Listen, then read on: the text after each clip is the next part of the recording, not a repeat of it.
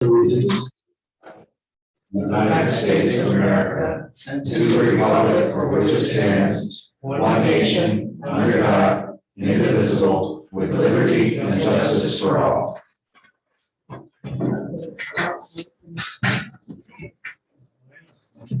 Okay, we have guests, as is the custom. The floor is yours. Well, we're just see if there's any updates on the sidewalk. The latest update I got, I forwarded to the board. And essentially, it's in the hands of DOT. All of the designs that Clark Patterson Lee have done are in their hands. We're waiting for them to give it their final blessing. They have to get some easements for storm drainage. And basically just review the whole thing. Oh, it was pretty. I got a hold of my village of Alfred water bill. Okay, It's pretty telling about what they say about plowing sidewalks. That they're the owner, the property owners are it's their responsibility to get them clean, but if they have time, they'll clean. And, They- clean. You They walk- do every Kids time. are walking in the street because of either flooding or there's so slippery they can't walk on it. well, I know this has been a bone of contention from day one. It's our intention to have the sidewalks plowed. And whether we do that at the village or we make some other arrangement, that's our intention. Well, I've come up with a great idea. Let's hear it. All right. So, sidewalks are supposed to go both sides of this road to Alfred Station, right? So now, that's what it was to begin with. No, So all the way down. Take about three to Upper State. West side. One side. on one side, okay, well, anyways, and I want it. So, you must have extra money left over, so keep the sidewalk and then nobody will have to worry about. We could get the village to run hot water. through- There you go, right About that, away. Jim, you want to heat the water? Just let the sewage go, you know, Yeah, run we- it under the sidewalk and pipes and then. Hey, anything that works is good for us. Come on in, Bob. But I proposed that idea last time we talked about this, for the record. Which, the sewage or the hot water? On the sewage in pipes under the sidewalk.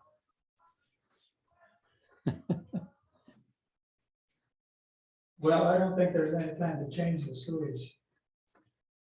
And they don't come down, lines don't come down that far anyway. It's gonna have the water line. Yeah.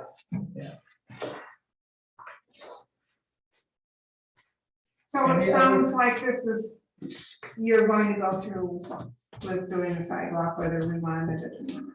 Well, we haven't, the board hasn't signed off on it. And most of the businesses are in favor of this. And I know some of you are not. So we haven't signed off on it. We're waiting to get the final blessing from DOT. We still have to have arrangements for snow, for example. And then we'll make a decision.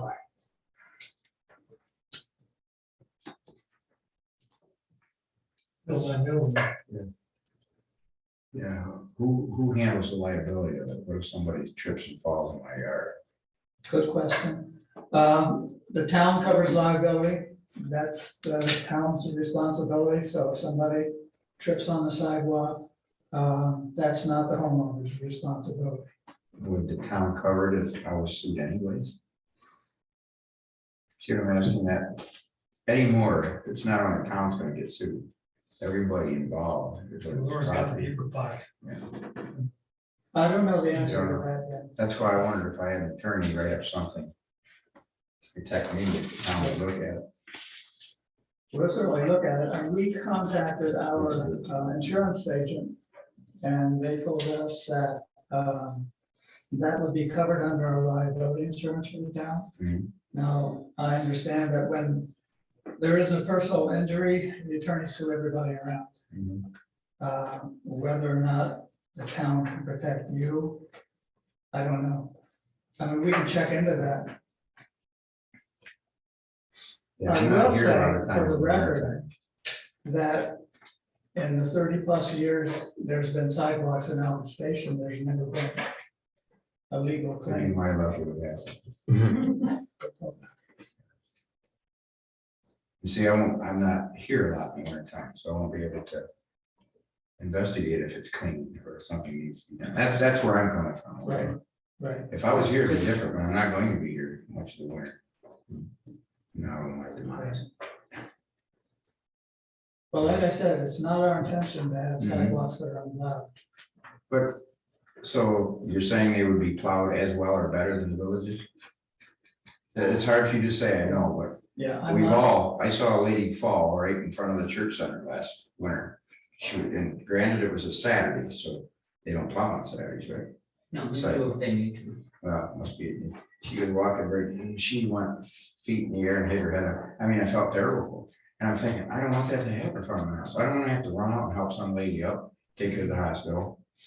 right, This is just me coming, okay? Yeah, I'm not for it at all, so, I understand. okay? We don't want that to happen either. No. And I won't be here to pick her up anyways. I'll call you. Okay. I'll say it's warm down here, Judge. Just go Right in your for front yard. Legs in here. it. Okay, that's all I got to say. Okay. Thank you. Anybody else have any comments for? When are we putting the sidewalks on to actually have a discussion and talk about it, or is that now? When we get the final approval from DOT, And then we'll go into more detail. then on- we have to resolve how we're gonna do things like snow plowing, Mhm. and then we have to decide to sign off on it or not. So just for my education, Right, the current sidewalks that are coming down on both sides of the street, a little further up just inside the village. So the land that the sidewalks built on is owned by, it's owned by the property owners, but it's within a 25-foot right of way. That okay, is possessed, the right of way is DOT's. okay. The sidewalk goes there. So do we have currently any type of thing where the town, because so if the sidewalk's built on the land that is technically owned by a landowner, but we just have right of way, I get that. Does the town have anything in place? Do we have a hold harmless agreement where the town, where we have it written into the law that we're holding the homeowner? In the town, is the owner of the land at all responsible to clear snow from the sidewalks? Is that written in local code? My understanding of municipal law is that the town can pass an ordinance that makes homeowners responsible for clearing sidewalk. Mhm. We've never done that. We've never done that. And Okay, so therefore that falls back on the town, falls back by default, correct? And the Okay. liability is also the town's, by default. right? Okay, so that's already codified in state law or town law or state law regarding towns? In other words, the fact that we've never passed such a law means that it falls to the town. Okay, But didn't we go through this for Alfred Station? I think that's. I have no idea about Alfred Station. You're talking about the sidewalk? The sidewalks in Alfred Station, there was a petition brought to this board about About snow. shoveling sidewalks. Yes. And nothing, the board made no decision on. Right, so are we doing theirs? That's a good question. We're not currently. No, I think we just decided to encourage homeowners to be responsible for care of their neighbors, but we didn't pass any. But I'm looking at two standards. Right. so technically, are we responsible for the sidewalks, the clearing in the village of Alfred Station right here that we're not currently doing? We're responsible, we have the liability. Do we have the liability for it? Without a machine clearing, without clearing? That has been common That's the practice. grandfather. Okay. But the point you raised is a good one. Yeah, maybe. they may need to be dealt with. I just don't think you can have two different standards. Yeah. But we don't have a machine, and trying to get the village of Alfred to come all the way down to theirs is gonna be next to impossible probably. To It clear, would be highly unlikely. highly unlikely. So, yeah, that's something we gotta discuss in the future. Do we end up having to buy, we'll talk to him, do we end up having to buy a machine to do those sidewalks too? Or do we talk about a code to have all landowners actually putting on sidewalks? Those, yeah, we gotta talk about that. That's one of the things we have to hash out. So I understand their concerns, because if that's a possibility in the future that we could pass something like that, I get what they're saying. Right. So, The town board has never talked about passing anything like that. yeah. So we will have to discuss. What is the town, go ahead, sir. According to the plans we saw in the meeting we held with Clark Patterson,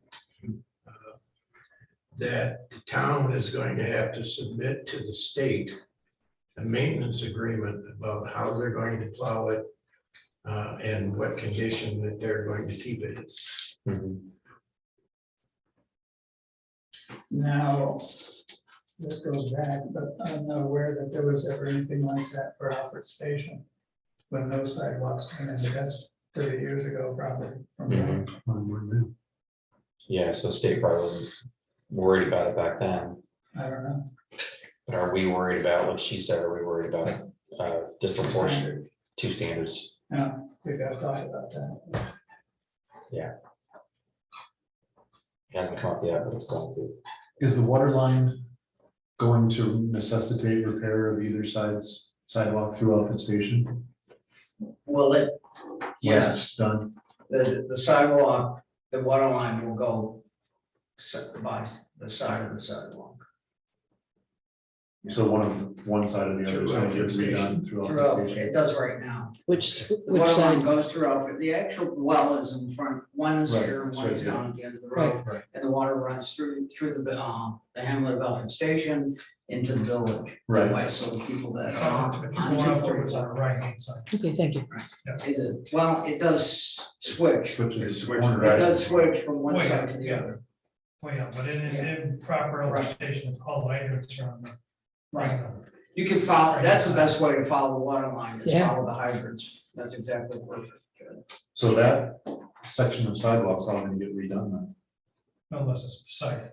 Well, I think we're gonna do the water line and then deal with the sidewalk afterwards. Right, but that's not part of the sidewalk project. It's Mm-mm. Right, part of the water line project disturbing the sidewalk. right. Back the way it was. I'm just curious because that sidewalk is rough. Right. It was my understanding they were gonna put the new water line on the opposite side. Well, Is that? that part isn't, well, the engineering on that portion, because of the sidewalk, has been delayed. They haven't finished the engineering on that side. They do have, what we're doing because of the sidewalk is we're doing the village first. We're putting a new water tank and replacing the, right, well, this summer we'll replace the water lines on Pine Hill Drive, Sales Street. From Sales Street, it'll go down to South Main Street and up High Street, and we'll replace those lines. We're gonna also replace Hillcrest Drive because we've had so many breaks there that we'll replace that, but that's a different project, different money. But that one is still up in the air as far as To supply them. how that supply line is gonna run. Even, we don't even know if we can get material in the next 2 years to run that line, that part of the line. Because the backup on that type of material is so far behind, and if they, with the new infrastructure grant that the feds have provided, it's not gonna get any better. In the meantime, the cost keeps going up and the grant doesn't. Does the sidewalk require a seeker, an actual seeker? I know we talked up at it, around it, but it does. That's what I thought. Because, and the engineers are doing That's that. it. Clark Patterson is doing that. They're actively doing it now, or are they waiting for the DOT first? I don't know whether they wait until the DOT approves it or they started already. And the DOT approval, seeker's not part of that. Not to my knowledge. Okay, Do we know who's handling it with the DOT? Jonathan Engel was one of the people that we heard from. DOT. Ingalls? And Jonathan Engel. That person? No. No. Did we check? Sure did. Okay. From Joe. That was Joe, that's right. It started with Jay. So it's the whole idea behind the sidewalk is it's going to make it safer to walk. The idea was to make it safer for pedestrians, for cyclists. I'm curious why they have the sidewalk in the village down to, and they don't plow that, so obviously. To me, that doesn't really seem like safety is really that important. We don't plow one. The sidewalk from Survey down, Oh, right. Neither side. To Ben's house. yeah, neither side is plowed. Right. And because the sidewalk is there, there's a very small amount to walk on if you do Right. walk. Well, that's the asphalt sidewalk, right, that runs Well, along in front of the motor. One side is, but the other side It's is. another, those are concrete. And see, and the one in front of the town, The buildings. I was just curious, That's a good point. you know, And it's been brought up a few times, but Yeah, because the village starts right at my house, yeah, right, the line is right at the end of your house, right? so they should be going to my house.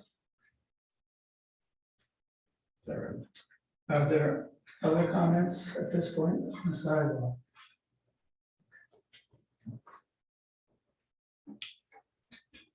Okay, Thank you for your time. Thank you for coming. Thank you for coming.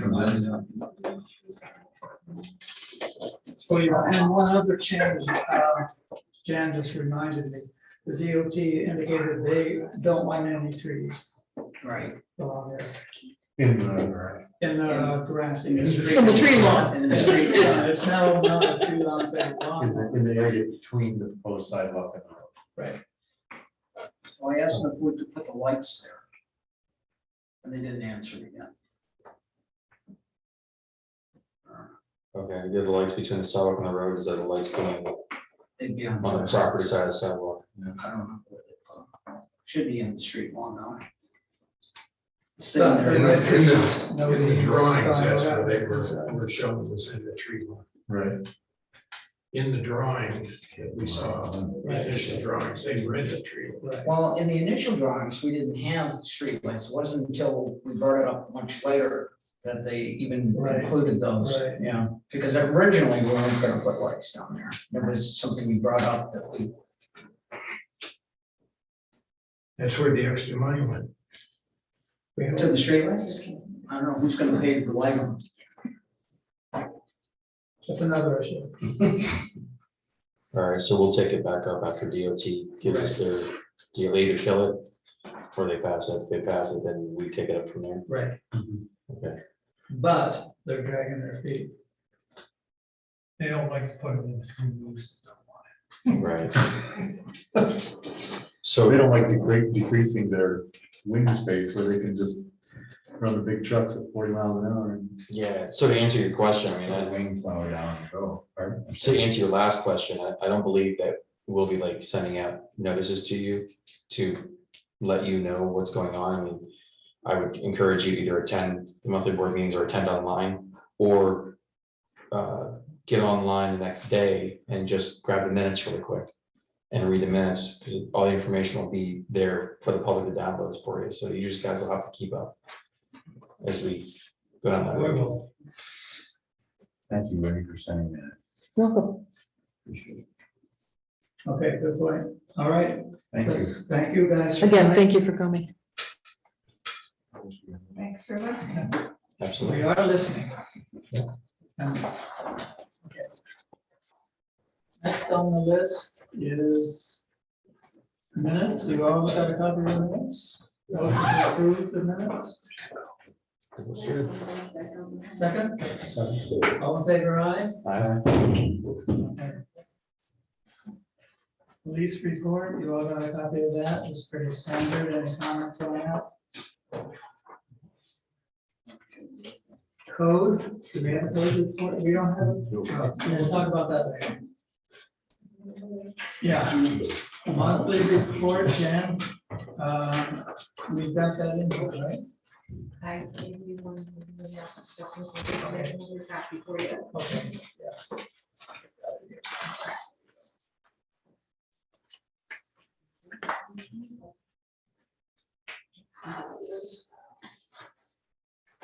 So it's early in the year, so we shouldn't really have any budget problems. I haven't looked at it yet. Have we gotten 21 finalized yet? The AUD, she's still working on it. She told me today. They're just about done, I believe. I'm just waiting for a couple of things. The state's changed it, so there's more information that they have to provide. That wasn't in the past, so. Okay. I mean, just for example, she now needs bank statements from both judges. And the town clerk and the tax collector, and those were never included in the AUD in the past. She has mine, but I don't know if she's got any judges in that.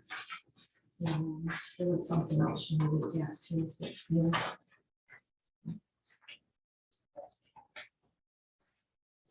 Yeah, it's like a little bit. Sure. Hey, Fian, Yeah, are you able to hear them over here? Should we move one of these mics to their table?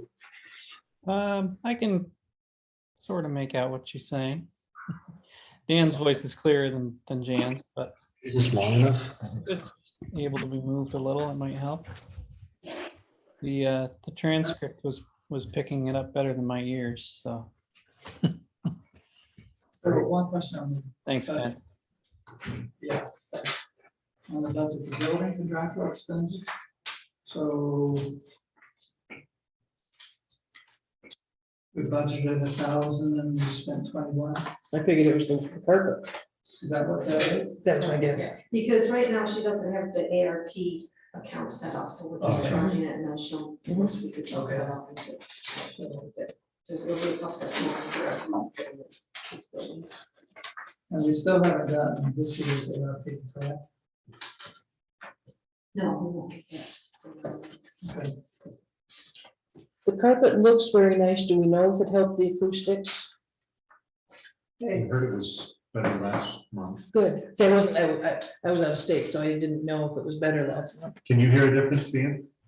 Yeah, it's definitely better. I mean, there's still some wall echo. Okay. It's, I mean, I can pick up, I think 95% of what everybody's saying.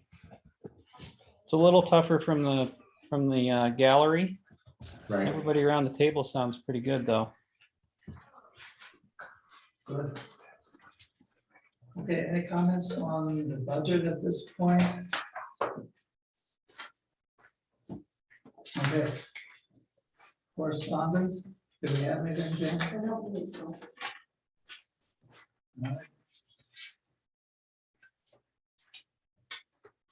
Okay, the abstracts, the general,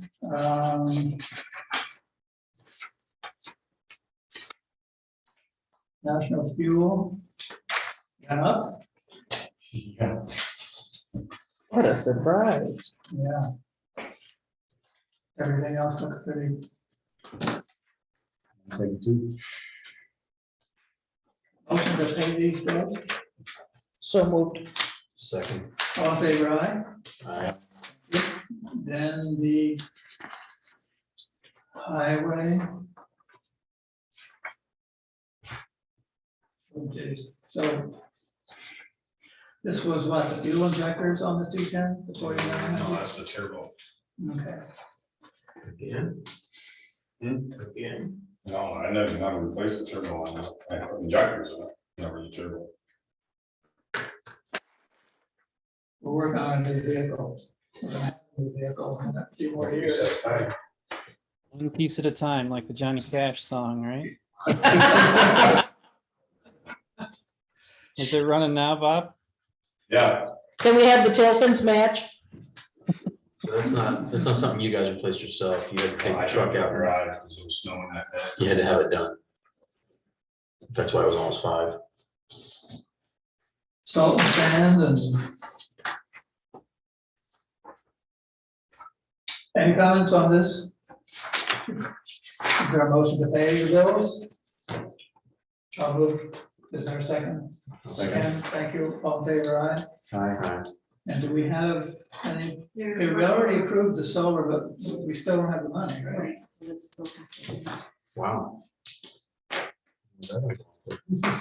Well, see, Somebody's gonna get eager. You really? the attorneys don't get paid until Delaware they Solar decide. pays up, so we told them wait a couple times. I'll give them again tomorrow, give them the new number. That should encourage them to. It's up to him. Well, eventually, aren't the attorneys gonna start sending late notices with like 3% tax? No, I know it. in that situation. Okay. I just wanted to point out for Ken, you'll see a check there for $400 for each of our highway crew. They get a quote in allowance of $400 a year, and they were supposed to get it for the contract by April 1st. So just so you know what that's Oh, for. okay. Okay, highway report. Took the 210 back from airport. Went to Syracuse, looked at a couple of boom motor tractors, hauled salt sand, plowed sand roads, unplugged some pipes, and fixed some washouts. Oak Ridge, Green Road, Canyon, Lake, Light, Sibley, Ormsby, and Oak Station Road. Okay, I forgot you got the 1 ton fixed too. Yep. Sounds back, don't they? what you have to do? A manifold broke on it, so I had, we had an Oliver and found a manifold out in Ohio. How much? And, Oh, the bill was what, 1,500? no, 1,300. So I have 2 of those. Oh, there you go, yeah, 1391. Yeah. So, 2 days. Oh, we don't have 2. Wait, the rest of our timers are only 2. Bob's the rest. Oh, That's all we have. okay. I'll take it though, if you're gonna. Gotcha. I didn't realize we made 15 seconds. Okay. Bob, I know that the town has a small role in the replacement of the bridge in the village. Is that something that takes up time or? I- Pine Street? Yeah, but doesn't the town have a small piece of responsibility in, Depends on how long, they do it by length. If it's over a certain length, it becomes town responsibility. So which one's Pine Street? The bridges are, they're mostly the responsibility of They the. have the one that right. I'm sorry, I can't- Replace, Yeah, the county's doing it. and university, whatever it is. Actually, we took ownership. The village had to take ownership of it to be able to And get it's it. all your big when it's already done, then, right? Well, in a way, it belongs, the county takes responsibility for the bridges in lieu of sales tax. But there's still Right. a town share. Right. right, there's some small, It's. Yeah, well, supposedly the town somehow has. right, Jen, It's not, a- Did we give that to the village? it's not an ownership, it's a. It's, They got a name. the county has their own bridge crew, Mhm. and so they do the main bridges. right, And then the town, I think it's 80%, That's some kind of maintenance. 10 is it? Yeah. 10, we just went over this in the I county. know. And I can't remember if the town pays 10 or 5% of the cost. and we have that budgeted and it, No, we do, because that bridge, we aren't gonna have to pay them. No, because it's state and federally funded. They can, yeah. Well, like, it's intentionally confusing. but if That's you why it go, isn't done yet. if you go like Church Street, just bridge there, it's a short one, Mhm. there's some guardrails. Mhm. So the county inspects them. If there's an issue, it's up to me. So the shorter Because ones, The shorter ones are all the villages, so if it's over, I think 26 feet, it comes responsibility of the town. I believe we own 2 bridges in the There's village. three. Right. There's one that goes from the college to Church Street, there's one up farther by the building line on Church Street and Well, water there's- wells, and there's a one more. I think you own both of those on Church, on South Main, don't you? Up by Jericho Hill, Yeah, just before the crossover. there's a village. Okay. Those in the village? So this project scheduled for the summer doesn't involve us in any way. That's the answer. Not for that bridge. Not for that bridge, okay. Is it still scheduled for this year? Is it still scheduled for this year? Well, according to Justin Henry, yes. Okay. But, they switched engineering firms. And apparently they were supposed to last summer do the utilities on Main Street, on North Main Street, and nothing got done. So apparently everything is gonna be done. So all the utilities will get on this year and the bridge will be built next year. Okay, any other questions on? No, I'm done. Okay. There was enough confusion. Whatever you wanted. Do you want to talk about the tractor now, Bob? Whenever you want to. Dean's got all my information, so. Okay, Ian, do you want to talk about the tractor? Yeah, I've got Bob's info on it. Let me see. I can dig it up here. So the used ones are no longer available. So that's what she was asking me, right, they're no available. So I got hunting and fowl, a Java farm, and through Syncon, and we don't have to go out to bid. So it's pretty much the same price as one of those used ones for brand new tractor. They're getting, what, 18,000? 18,000. So what's the net price on it? Do we, 131, 258, 31, yeah, 131, 258? 36. that's with the trade of 18,000 for the Kubota. Yeah, so they claim what, a 30 or 35% discount off sticker Yes. price, right, Bob? 32. Based 70. on their, I think it's on that sheet. yeah, Price. it's 35%. And that, the pricing, I think, the Syncon, is that right? No, that's the mower. The pricing was not through the traditional state. Omnia Partners. What's that? Omnia Partners, I think was what you said in the email. Yeah, yeah, that's it. Yeah. And we'd want to verify that, but according to the dealer that Bob talked with, that's accepted by state OGS. Yeah, and OGS or MPJ or whatever that can, he called me this afternoon, so it's kind of explained to me. So we don't have to go to bid. So they're giving us what, 3.9% interest over 3 years? 2.79. 2.79? 3.7. 3.79 over 3 years? So that's Or roughly, 4 years. Whichever. 3 years would be like 43,000 a year. 46, 358. Yeah, Our interest rates going up that, I know, but they were down real low. They're kind They're of, screaming back. well, up. this is equipment, it's a little different. that's not a bad rate in today's market. That Oh. seems pretty decent. Well, we budgeted 50. So if we do it in 3 years, that would be comfortable for us, right? 43, 46. 7. With interest. Yeah, 46, Yeah. 358. For the 3 year. Yeah. Did the dealer you talked with, Bob, say what we would need to do to confirm that rate? Yeah, we're already confirmed, we're good. We are? Jake, yeah, we're good on that 379. All right, good. Well, do we want to move forward with this? What does everybody think? Spring's coming, right? We'll, Grass and weeds are gonna be growing. And this is within the master plan that I don't, Yeah, and changes. yeah, and it's hard to keep up with. it is. The pickup was the other thing that we tried to factor in, and that was a change from our, you know, previous 5-year plan. What is our thinking on the pickup now? That we're just going to keep the pickup? That's current thinking? I'd probably keep it another year. Yeah, I didn't know if you'd had any more discussion with the village at all, Bob, since we last talked or not. Did the village discuss it? I'm not yet. We're looking at our options as well. Okay, So we'll just hang on to I'd it. just probably just hang on to it for another year. Is that, I didn't say no. I'm just gonna, okay. Well, if you're gonna say yes, you'll have to say The yes thing is, pretty the longer- soon. All right, so let's back this back up. The longer you guys wait, say you do one, it puts me farther out of the pickup. Okay.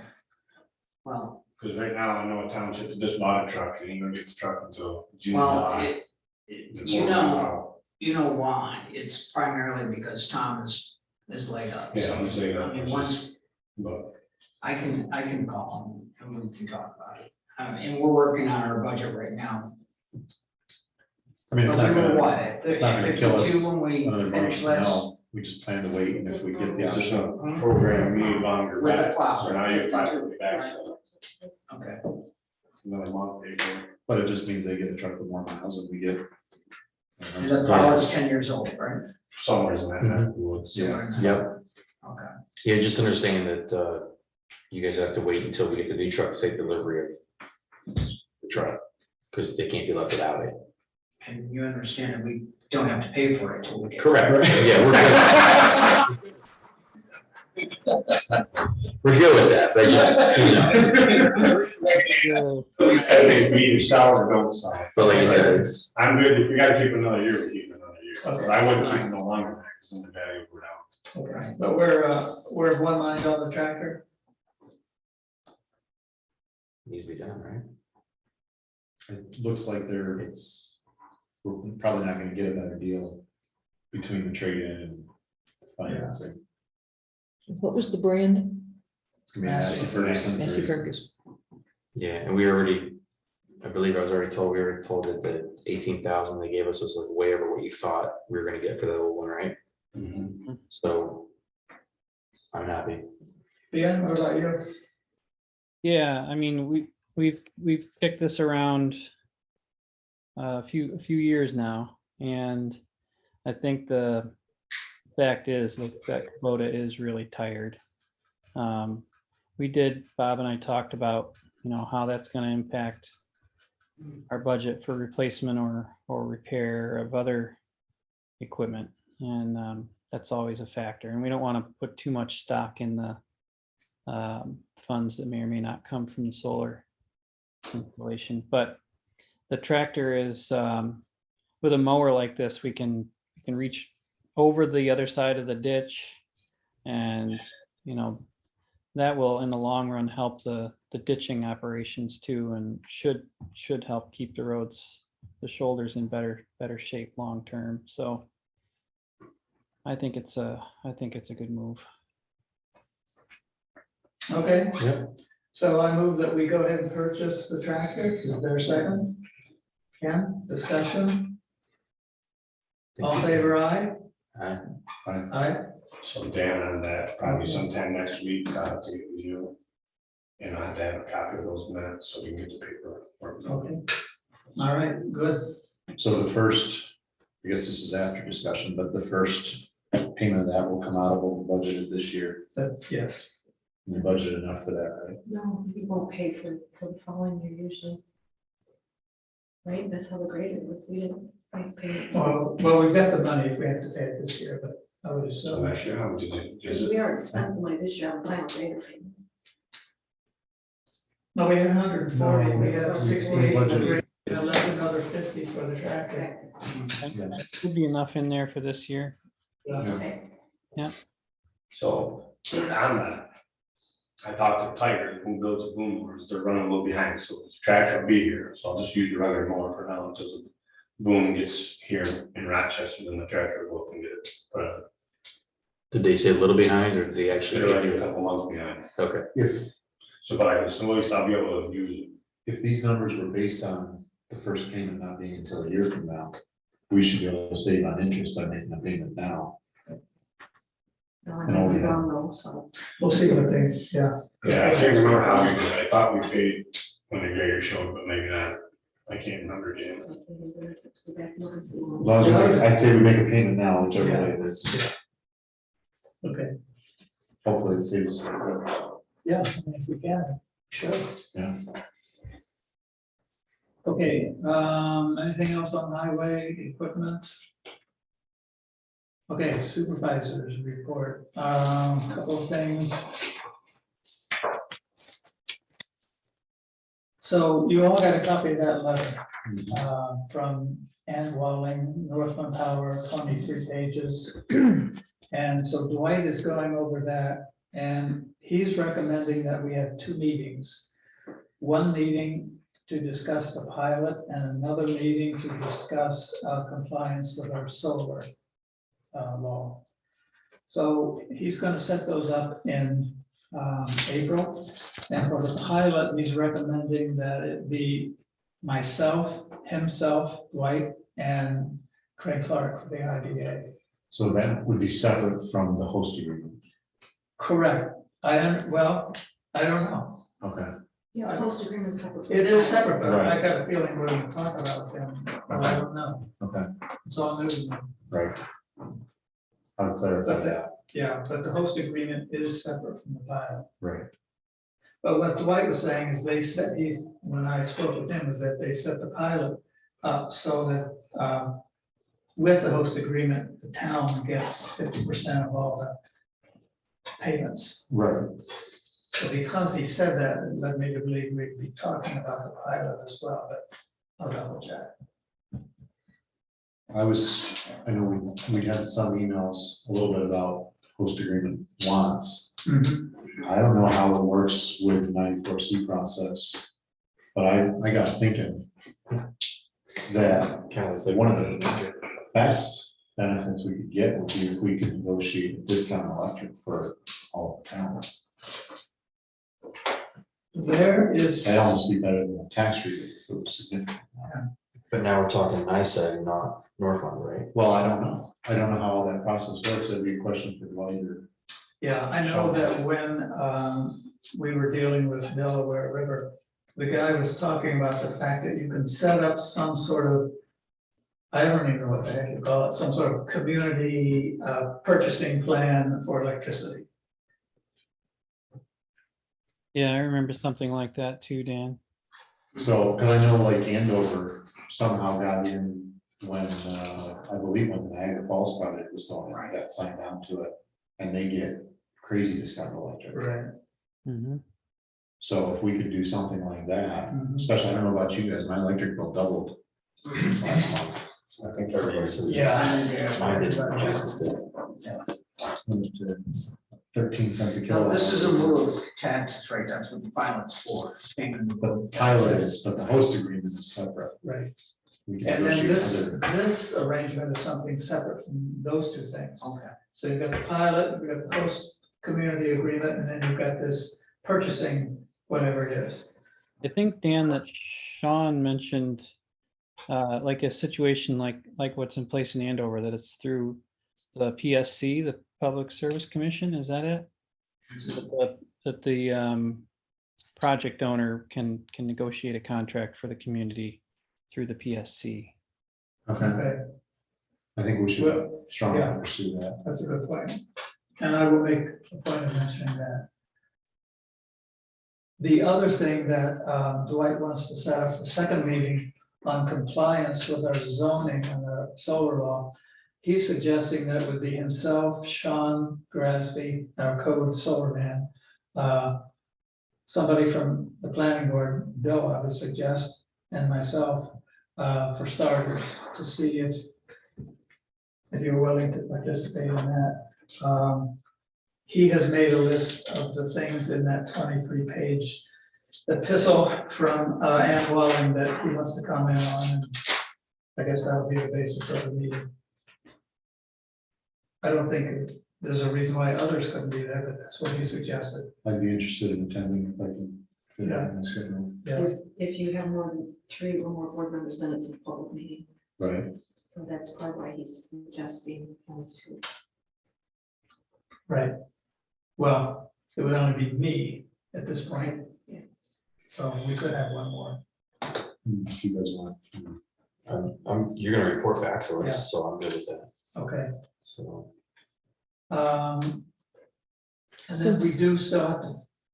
Did you have a comment? Since the auction results aren't in until late April, I think it said, Right. are these meetings going to proceed assuming or wait until those results are in? Dwight said he's trying to set the meetings up for the weeks of April 7, Hmm. April 6th and April 13th. Okay, so before, because Yeah. she specifically Seemed like she said wanted end to of keep moving April. forward.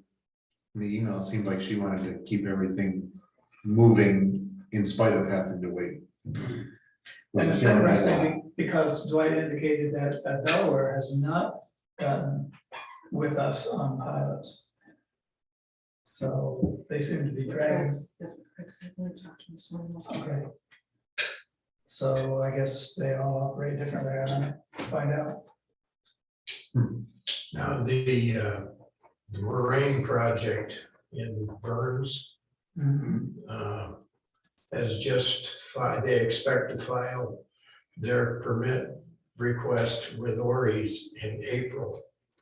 They started working on their project 3 years ago, and they're just now getting around to asking for the permitting process.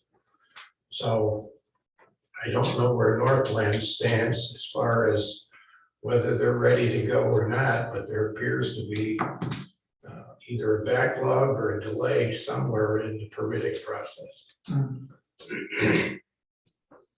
The only other thing Dwight passed along was Northland wants to submit an application by the end of June, but it may be closer to September. That was his estimate. And originally last year, when we were meeting with them in the fall, they said February, Right. that they were going to be ready to submit in February. So Is there, would there be any reason for us to consider asking about a discount electric thing with Delaware? Just in case anything with this doesn't go through and we want to have something as an option? I can ask Dwight. I'd ask you about it. Yeah. At one point, Sean had mentioned what was sort of customary for host community agreement and or pilot in monetary terms per megawatt, right? I don't remember what that figure was, but to give us sort of some guardrails on our wish lists. The other thing, Dan, do you know if either one of these has, or both, have to go through the county IDA, do we have an opportunity or do we seek an opportunity to meet with them to make, to discuss our wants, or how does that communication happen? Well, I think, as I mentioned, it would be the same for Delaware as it is apparently for Northland. It would be me, it would be Dwight, and it would be Craig Clark. Okay, I guess that initiates the discussion. I would not expect anything would be finalized until everybody, at least on this board, was aware of what was going on. okay, I must have missed where you said you're meeting with Craig as well. That's good. I don't believe the IDA has anything to do with the host community agreement. They're strictly for the pilot. Right. just pilot. Okay, Okay.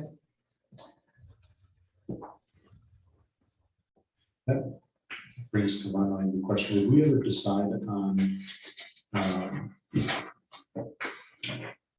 building permit fees for this? Did we ever set that? We did. We elevated our solar building permit fees to around $3,000 or something, remember? Got that. in I the remember, minutes. but I remember it being a significant increase. I don't remember a precise number.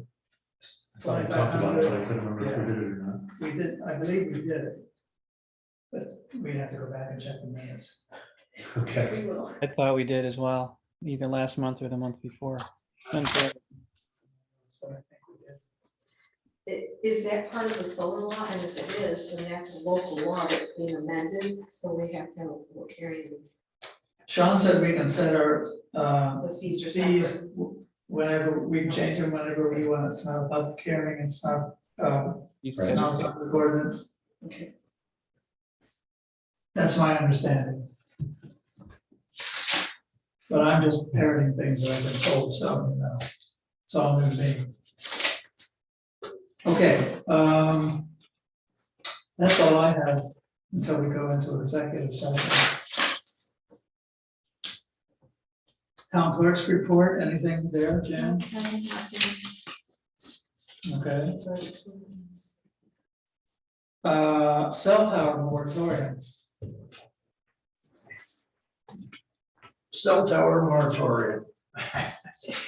I handed everybody a copy, which is a narrative that Fred Sinclair produced for us. And several weeks ago, when Dan asked us to start working on this, we divided our resources. I asked Fred and Tim Cochran to take the lead on the technical end of it, because they understand more of the technical aspects than I do. I'm kind of a you hit the button and it comes on type of guy, maybe. And anyway, and then rest of the board, we were researching laws to find out what other towns had done, how technical their laws got. And what I found out was that after the Telecommunications Act of 1996 was passed, nobody did too much of anything for a couple of years. And then they started passing laws, towns and municipalities started passing laws about siting the towers. And most of those laws had to do with the aesthetics of the town. We don't want that big ugly tower right next to our Veterans Park. So they worked on that from about 1998 to about 2006. Well, then in 2006, because we had quite a proliferation of telecommunications companies, Sprint, Telecom, everybody wanted their own tower. So they started passing laws to say, no, everybody can't have their own towers because that's too many towers. So we want to combine the uses of the towers. And that carried on from about 2006 to 2015. And in 2015, somebody woke up that, hey, they're putting some pretty powerful stuff up on these towers. We're getting a lot of radioactive radio waves and microwaves and EMFs off these towers. Well, with the proliferation of devices, more powerful phones, iPads, more wireless devices, now they're revising their laws again.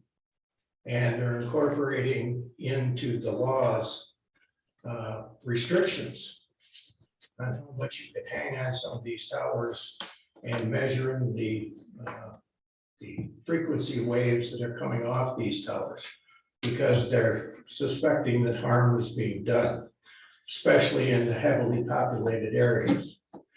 Now, as you'll see in Fred's narrative, that with the two colleges in Alfred, when they're in session, there's approximately 30,000 wireless implements being used 24/7 on the campuses and in the town. And with the electric company and the gas companies going to, looking to go to smart meters that will transmit wirelessly to collection points and then on to their billing departments, we're looking at even more. So the town of Alfred has 7 towers surrounding it that more than covers the needs of the telecommunications industry in this area. There are very few dead spots in the town of Alfred. Unfortunately, I have two of them on my farm. I was gonna say, I can tell you where one of those is. I have two of them on my farm. But what we discovered in these laws from 1998 to now, the technicalities in the laws, the restrictions and the language being used is a lot deeper than what the average citizen can understand. So having learned a lesson with our solar law from Dwight, our recommendation to the town is that you pass a resolution or a law for a one-year moratorium, and that we seek competent legal advice to put together a telecommunications law that will not only protect us now, but down the road. Because once the 5G onslaught hits the valley, you're going to wind up with more wireless devices than you're going to know what to do with. Some of the things that are hanging on these towers now, the strength of the microwave implements that are up there, they're giving off rays that I won't have to worry about. I'm not going to live that long. But someone who's got children 3 or 4 years old, they should be concerned.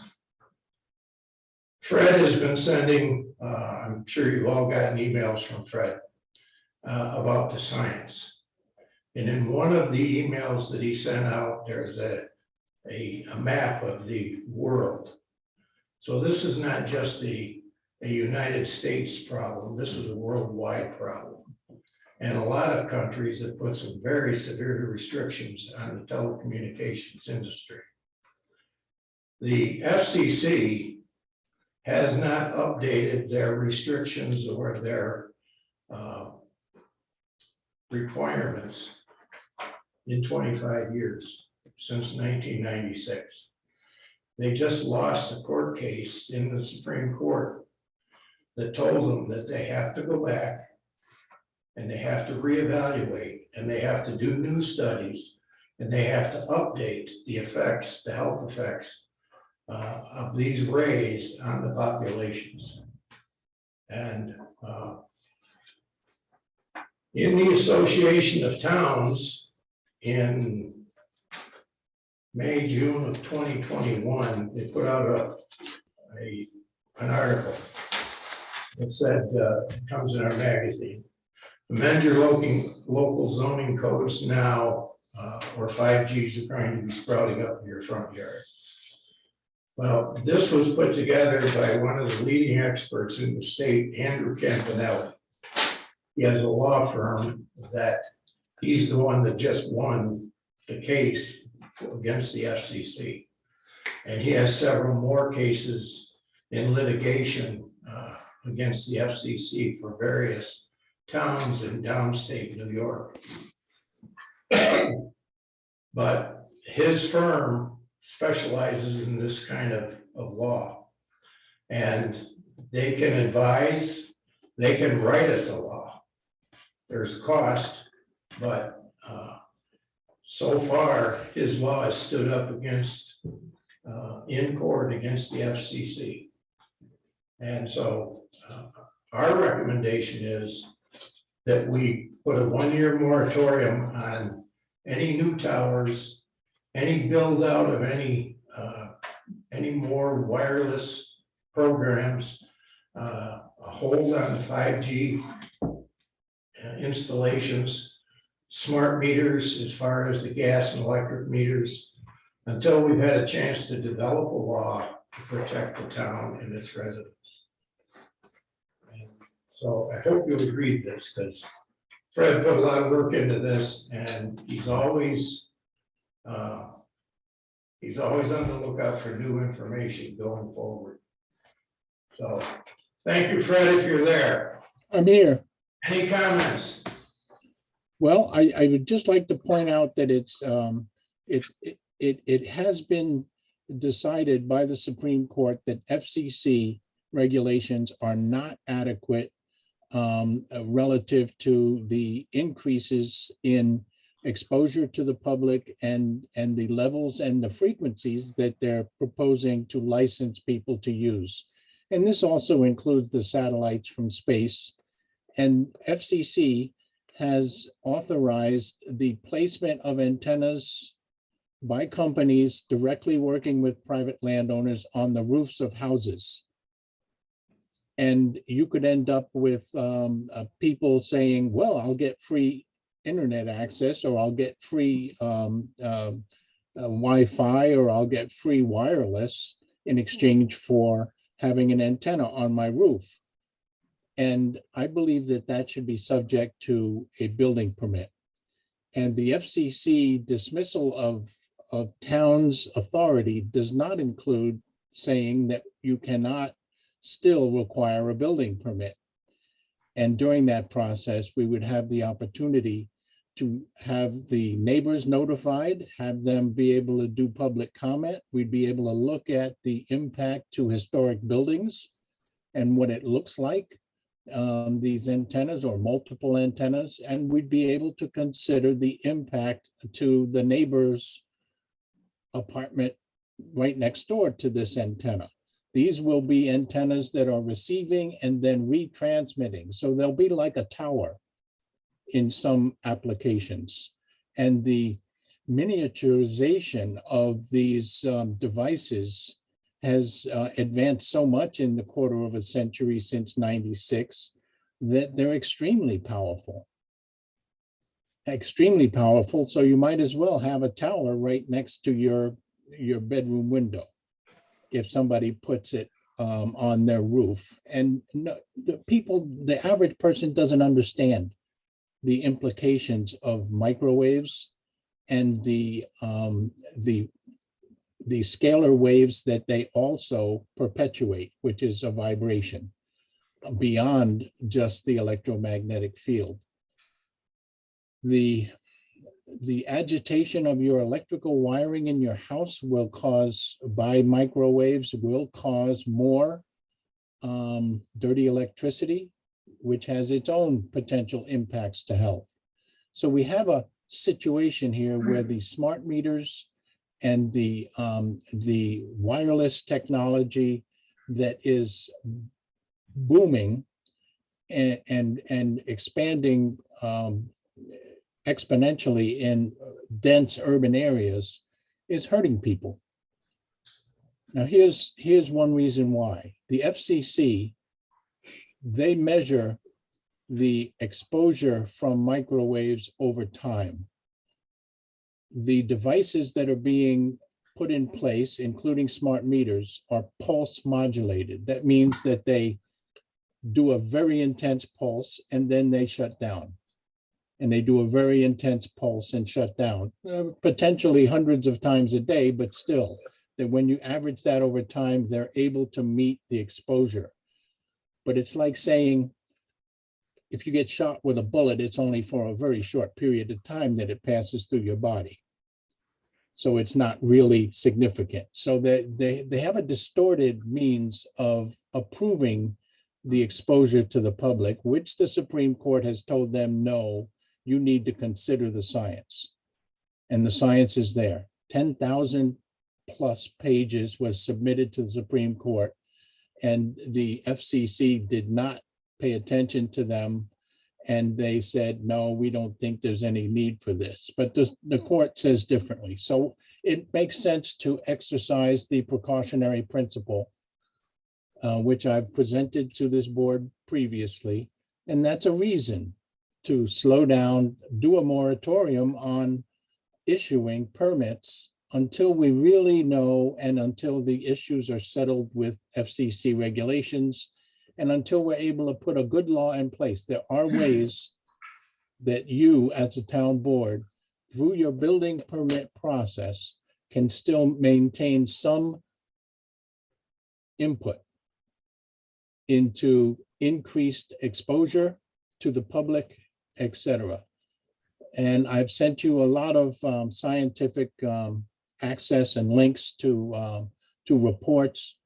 And when you really take the time to to read those and study them, there are impacts that are long-term. Kind of like cigarette smoking. It gets you in the end, and we can be protective of the public by doing what we can at this point.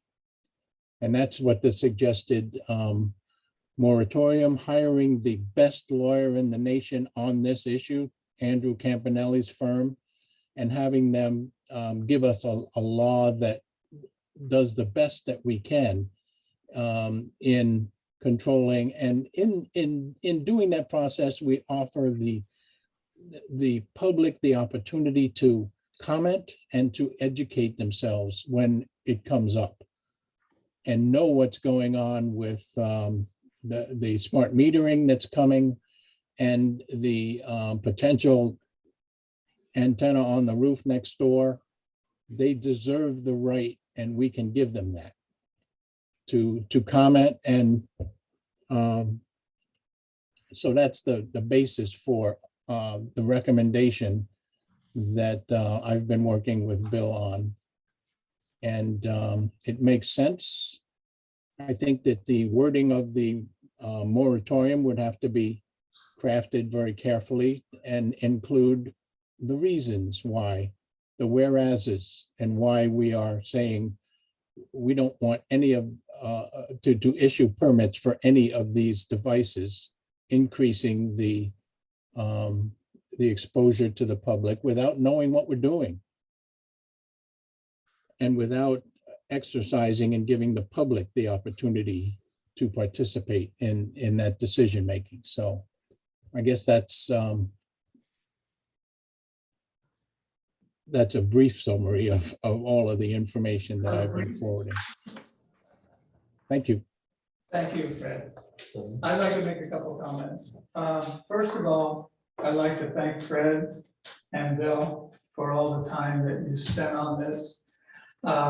What I've tried to do, and I assume others have as well, is try to educate myself on this whole area, which technically is out of my field, but I'm trying to get a handle on it.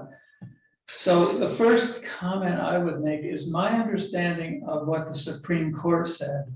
They did not say that the FCC standards were inadequate.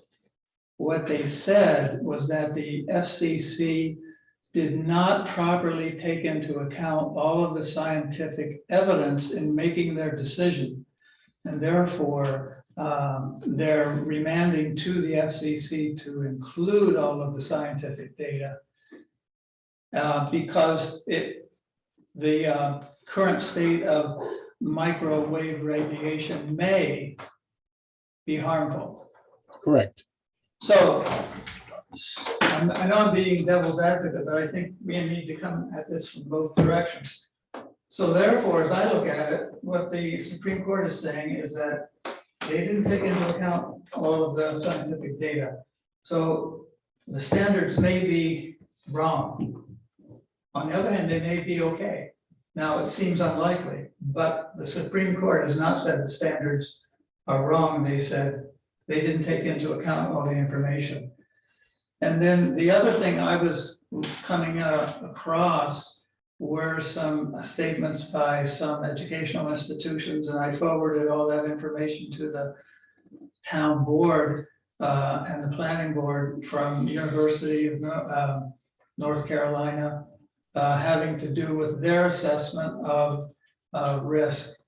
So, and then there was quite a lengthy article in Scientific American, I guess, and unfortunately, all my articles won't download to my phone, so I can't quote them, but in that article in Scientific American, they were talking about the fact that, and I'm sure both sides are going to say this, many of the issues that are critical of the standards are cherry tech data.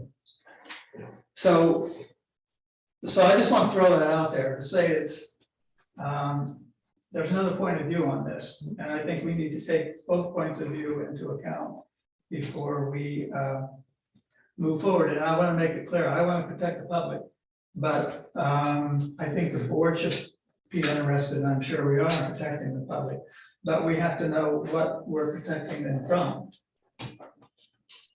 So that's my 2 cents worth. Yeah. So I paid attention a little bit when 5G first came out to both sides of that issue, with people arguing that 5G was gonna make you, sterile and all this other stuff, and then other people saying that 5G was safer than 4G as far as what's going on. So obviously 2 camps. Fred, I read your article about the powered meters that you sent out. What that did was it left in my mind, that article begged an obvious question. If there are all these other wired options for the power companies, and if they truly can broadcast all the smart meter information over their own electrical wires just fine, along with the electricity to your home, if they can have all that, why are the power companies pursuing this option? Because it seems to me that wireless meters and having to put up towers and everything would be actually more expensive than just having meters that broadcast over the power lines, if that truly is an option. So are you able quickly to, why would they do this? Well, in Vermont and in Chattanooga, Tennessee, where they put in the wires and they were readily accessible, they told the power companies that that's what they wanted to have happened, and it did. So power companies are just not being confronted with that eventuality, and they are taking the quick, easy way out. And it will also enable them to quickly do it. But no, it is possible. And if we took a stand under seeker and said, well, what about that alternative? And if it was part of our application process to look at alternatives, maybe we can get that dialogue going, and maybe they'll realize, okay, so if you really don't want more microwaves, and if they take a meter and meter how much is floating around in the environment that our downtown is immersed in, maybe they'll concede to that. But somebody's got to slow the momentum of wireless everything. Okay. And then as far as placement of towers, are you able to find and send us some articles explaining energy versus distance from towers, like the effects of the energy broadcasting of those towers and how that dissipates over time? So kind of like a danger zone, not so danger zone, concentric circles away from the tower type thing. Are you able to think you might be able to find a study like that would help us in looking at where towers are currently placed, and where in the future people looking to put towers places? It'd be a nice information to have of how dangerous is that tower up to a certain distance. I mean, how far away do you have to be where you're not frying an egg? There is a lot of information about how many microwatts per your square foot of your body surface that you should safely or could safely be exposed to. When you have a tower that is 1,500, 2,000 feet away, and it is broadcasting the normal telecommunications frequencies, generally that is reduced down to a point that it is not indeed that harmful. And we've been functioning under the 2G, 3G world as long as we were just doing potentially phone calls for decades. But now it's heavy data transmission of videos, and it is a different set of apps in your phone, and they have to get closer, and they have to use more power to use the higher frequencies. And that is where the danger lies. So the systems that we have, if we slow down and use those and get by the way we're doing, probably will not have that great an impact as the the 5G on every 300 to 400 feet on a telephone pole, broadcasting the higher frequencies so they can do more data transfer and they can pick up the signals from their smart meters. I hate to give you more work, but if possible, if you could send us out something that gives those numbers, what is safe, and then what is current, the numbers of what is currently coming off of some of these it's gotta be public information. Some of the numbers of what is coming off these 5G towers and at what distances that would be down to safe limits and stuff like that. If you could find that information and possibly throw it to us via an email, that might be helpful in us making decisions in this next few months as we go down this road. That does exist, and I have forwarded some of that and links to that information, and I will track down some examples. Great. And the regulations actually speak to that. And there are levels of what they're supposed to be limited to broadcast power. Power and distance is, as you have astutely picked up on, very important. Right. But an antenna that is the newer style that is broadcasting higher frequencies at greater power on your neighbor's roof, right, is going to go contrary to that distance. And that's where the examination and careful examination under the building permit process should be put in place. And if we take the moratorium period, we'll have time to really learn and understand what's going on and what we should allow, or how we should control it the best we can. Hey, Fred, can I pose a question as well? Absolutely.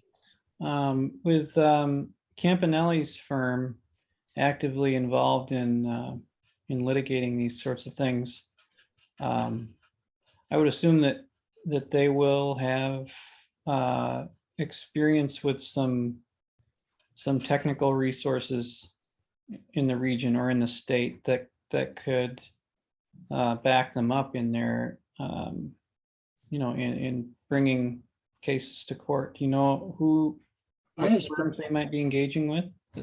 I have spoken with him, and I brought him to the attention when we were going through it with NYSEG. And we had an open opportunity at that point over a year ago to speak with him. And no, he is the most experienced, and he writes the ordinances so that they're enforceable and defendable. And that's I don't doubt that he's our guy. I'm just thinking he must have some resources in his pocket that he brings along to these arguments, because an attorney doesn't necessarily speak geek, He does. And he absolutely does. Yes. And so that's why he's the best. And the companies know him, and they know that he is writing good ordinances. So the weight of your ordinance would be significant. Since he does this so frequently, I'm sure at this point, he's probably got drafted local laws. Do we have any idea what kind of a cost it would be? I forwarded the local law that he just drafted for Woodstock, New York, the town of Woodstock. And I sent that to you. And that is a good example of a local law. And I'm sure that he's probably doing boilerplate, but he spent a year working with Woodstock on that because they had an ordinance they had to revise. Okay. And they have a huge battle going on there with their community and the telecommunications people. We don't have that. He may be able to use that base law and tailor it to us quite readily, but his bill to them with all of the intense activity was $14,000.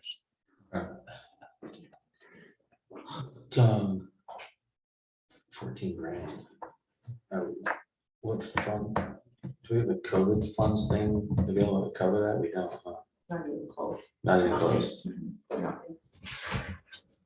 I mean, all it takes Because is. that's the B fund, Right. because that's planning and zoning, and there's, that runs basically straight out. There's no extra revenue that you can get from that fund. So the COVID relief funds are the A fund? Yes.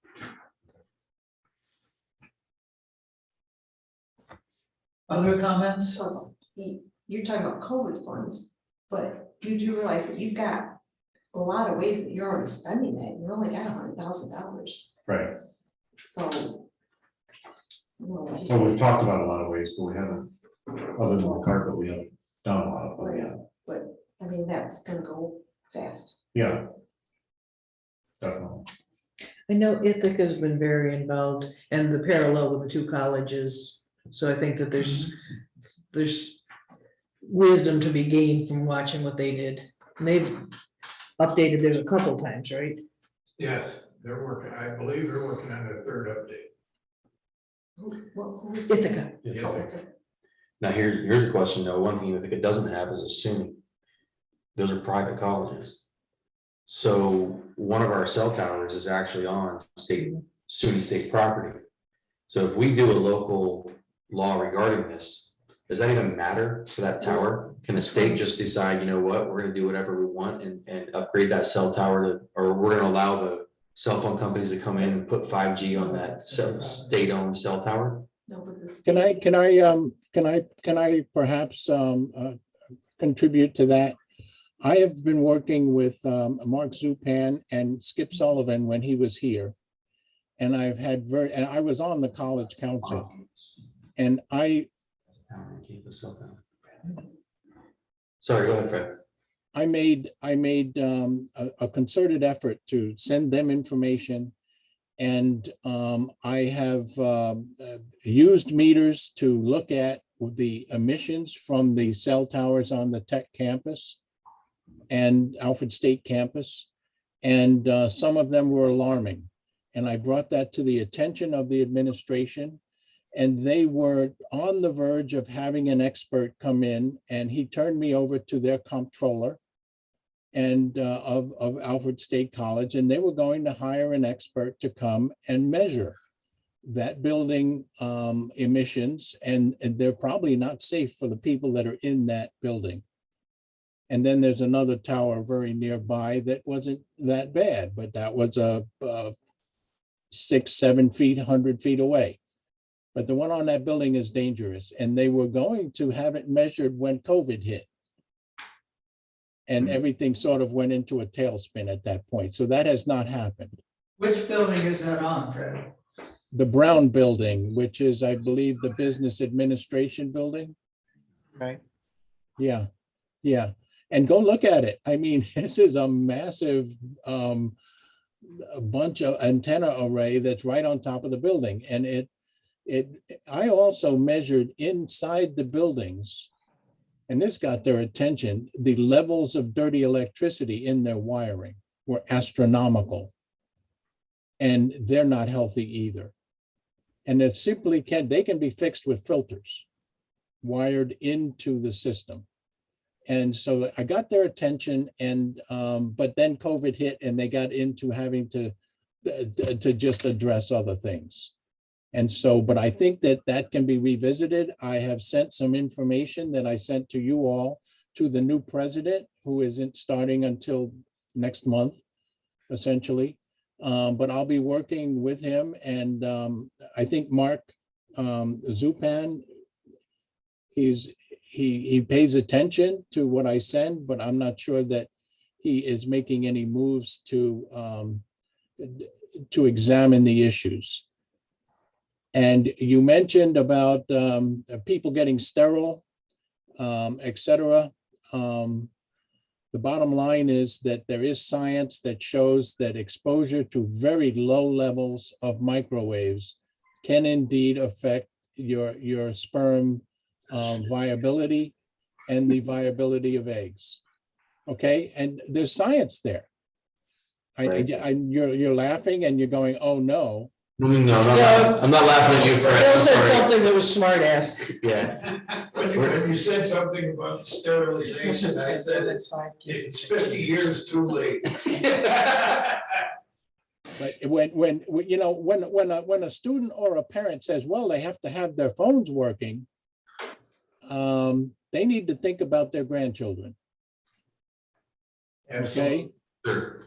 that's what they need to be thinking about. And I've said this to those administrators and they kind of, yeah, but still, you know, we need to have students happy so they can walk around with their phones working. And sure, we know that, but we've got a system that'll do that. And the expansion of that is potentially going to do harm. I believe it's the town's responsibility to bring this to light and at least get people educated and aware. Bill, you said there are 7 towers in the town of Alfred. And went in a 1 square mile area around the town of Alfred. So. St. I'm Louis curious, Village. Around the there's village. the one on Baker Hill, Jericho Hill, Baker's. There's the one Sugar Hill, and then there's the one on Alfred State Campus. And then if you look Along over University and Hill. over, there's 2 of them on top of the hill that are easily within a mile of our town line. There's one over on Hartsville Hill in the town. Do all of those shoot into Alfred, as far as you know? They are all servicing this area, yes. They do? So Sugar Hill is no longer broadcasting. That has been, there's not even power to that tower anymore. But the county has put a new tower up that they're still working with the state of New York to get the power to it. The 911 tower off of Sugar Hill up on the State Farm. Yes, That's a 911 tower. That's operational, but that other one on Sugar Hill property is actually shut down. There's no power to it. It's been disconnected. that is correct. So that's not even broadcasting anymore. Right, but the 911 tower will also be a broadband tower. Oh, they're gonna do broadband on that? That's not gonna interfere with their 911 communications? What about Mullen Road? Beautiful. I don't know, is there a tower in Mullen Road? Yeah, right at the top of Mullen Road. Oh, they have huge array up there. I know. Oh, when you go right over the top. Yeah, Yeah. big array up there. Okay. The microwave link to Alfred State's Wellsville campus, but that's not active anymore. I That's don't know not, what else. Hmm. I don't know if there might be other equipment still on those towers, but the big microwave link isn't used anymore. There's the cell tower right behind the university also. But I know. Mhm. what about decommissioning that tower? Is it just gonna sit there, the one on Sugar Hill? If it's not being used, it should be decommissioned. I don't think there was any I don't know. decommissioning requirement when that was put up. Mhm. Yeah, I don't know if you can force them to take it down. Whoever buys that property off of them, whoever buys that tower, probably can apply for a license to. There's just that little block Yeah. that is occupied by the fenced area of the building and the tower is, I forget who owns it. It used to be Scott Tower. I think it is. Yeah, it's probably still that. 911 plan we initiated. But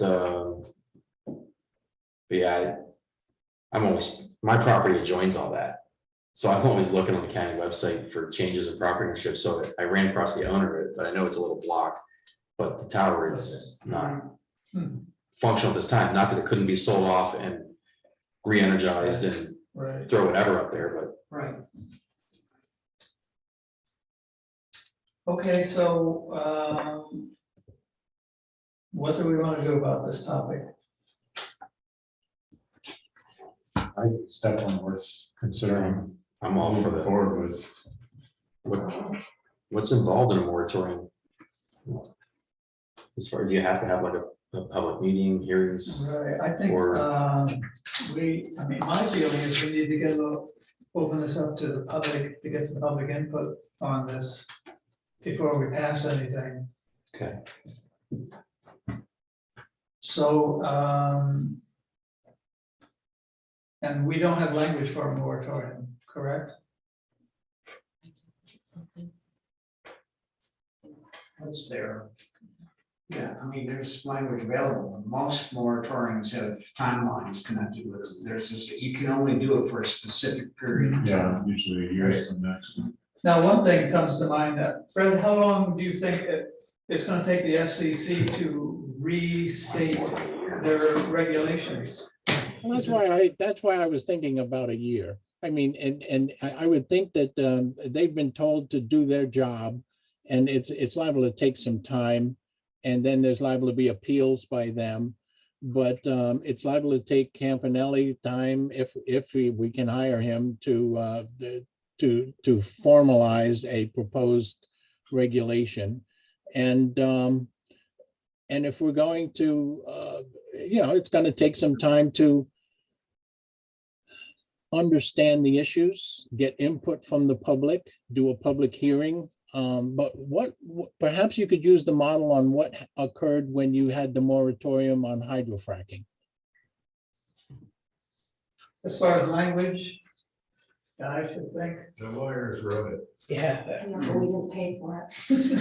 Slot J and Company. Yeah. Wrote it. It's gotta be something simpler than that. Well, we do have, Oh, it's god awful.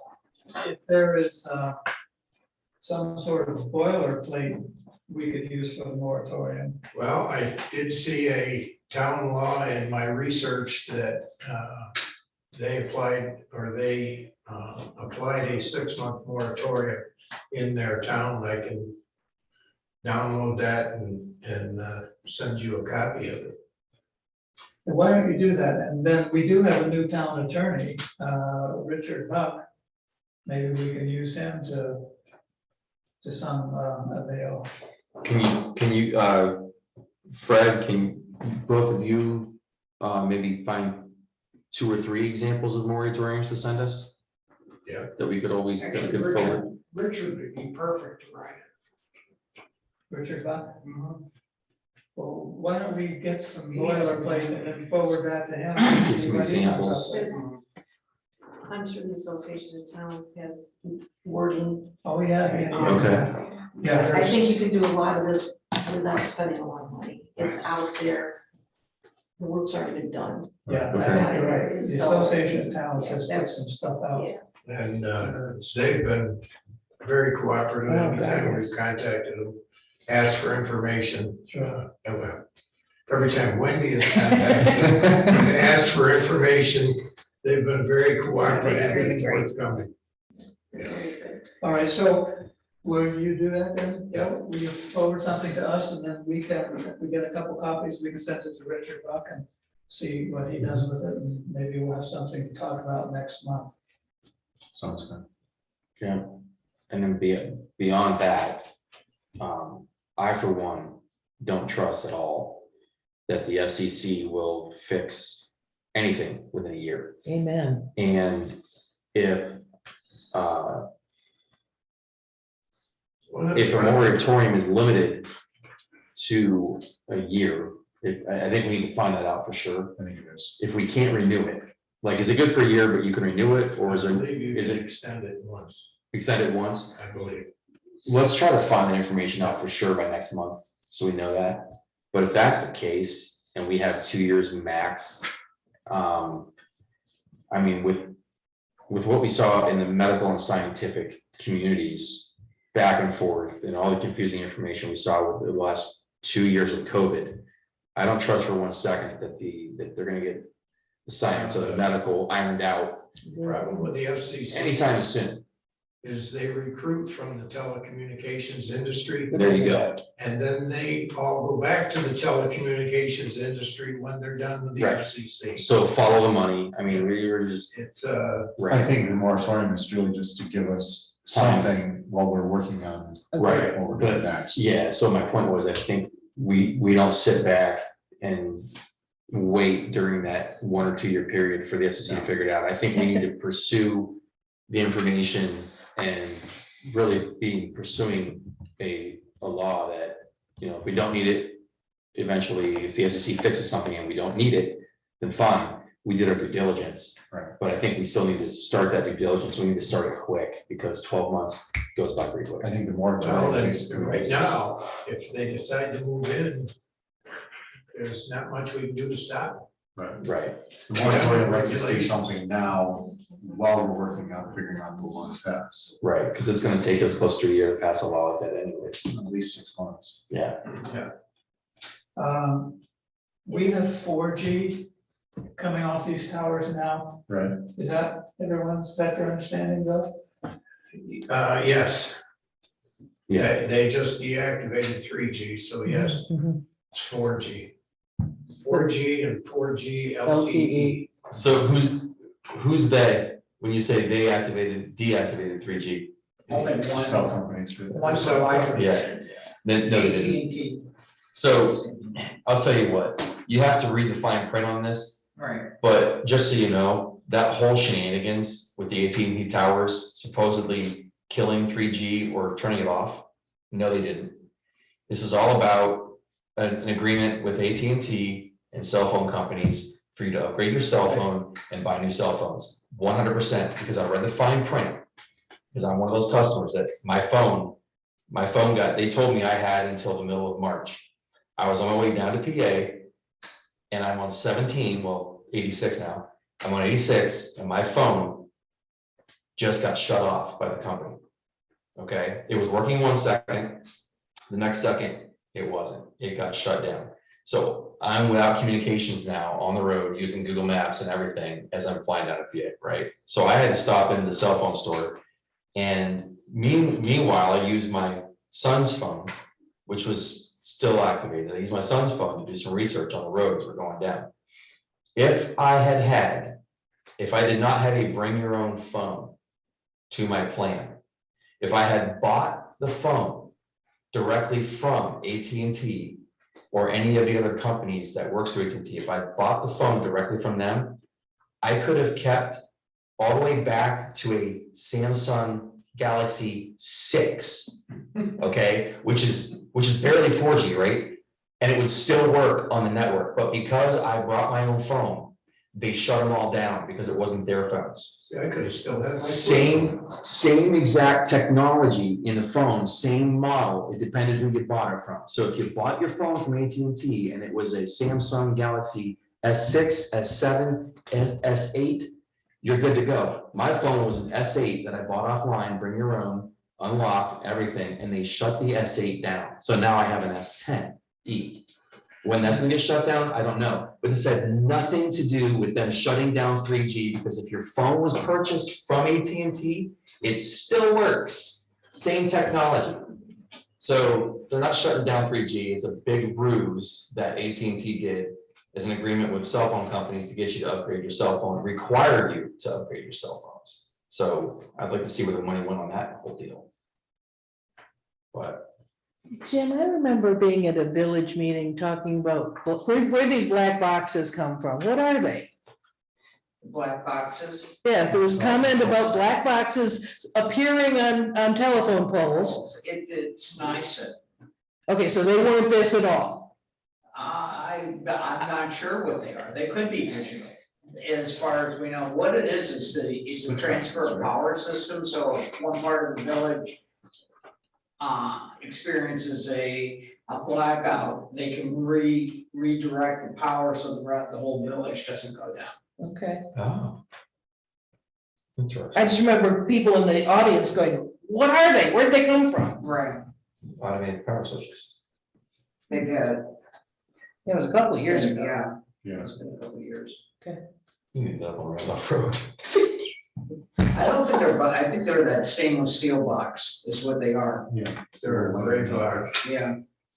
They're not mounted high enough to walk into them if you're tall enough. Yeah. I can get under them, but. So I was just wondering if anywhere in the town there were, Yeah, if some of this was already here. Right. That was the conversation when it was brought up and somebody asked, because I think there was a problem. One of them caught fire and burned, and that's where the conversation is. Okay, we're all I'm sorry. set on the moratorium then, we all know what we're doing. Yeah. Can I ask Fred one more quick Yes. question? Hey Fred, this is pretty much yes or no. Please don't go into a huge thing on this. But you said you went over to the tech, SUNY, Alfred, and you did some measurements of their towers. So that leads me to believe that you have specialized measuring equipment. So have you, just yes or no, have you taken the time to actually go around the village or town and done this in other areas as well? I have. And so do you have maps of RF energy and possibly danger zones throughout the town or village?